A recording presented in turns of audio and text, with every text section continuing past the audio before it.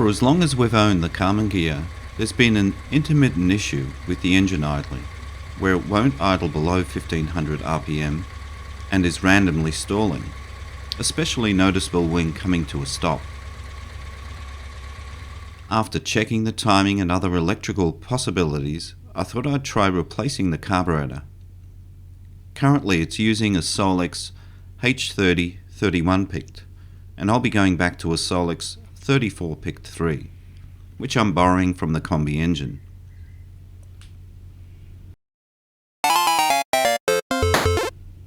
My first challenge with the Karbi update is the throttle linkage. As it's hitting the alternator body, it won't fully open. Originally the engine had a narrower generator, but with the wider alternator, modifications need to be made. The other Karbi had an adapter plate which offset it, but this doesn't match this one. To fix the linkage issue, I came across a video by Jeffrey Mays that had a unique solution, which I'm going to give a go now.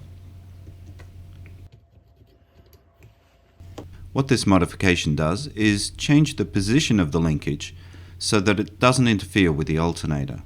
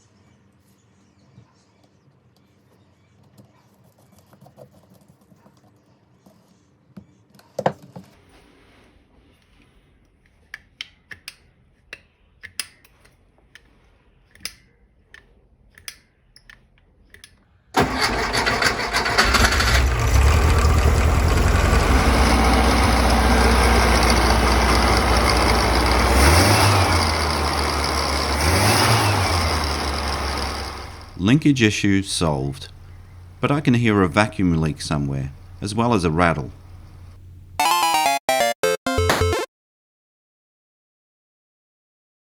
Removing the manifold gasket, I can see that there's warping between the Karbi and the manifold. I'm using this foam to block the manifold while I work on it.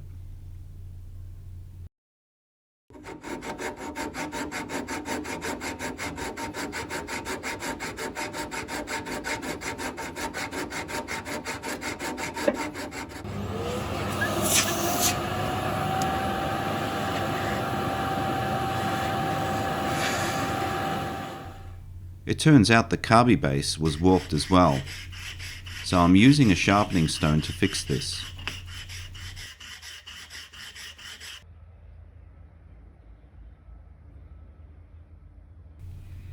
No more warping.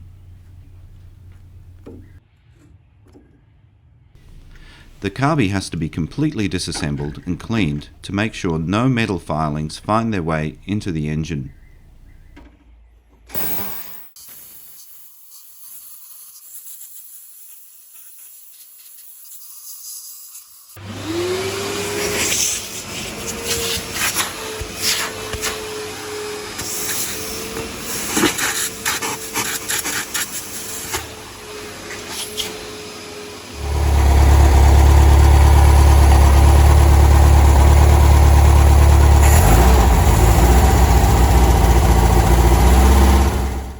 Vacuum leak fixed, and without the alternator fan on, there's no rattle.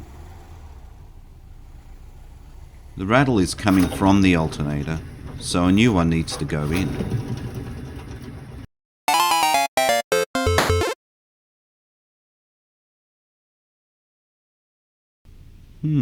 Interesting. It seems the housing was mounted upside down. With this new alternator, I've rotated the housing correctly.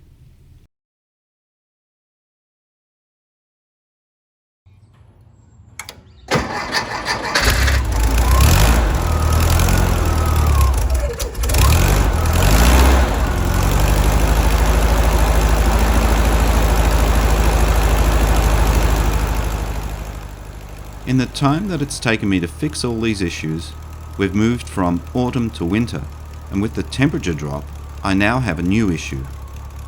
The manifold, instead of heating up, is dropping in temperature, and even forming ice.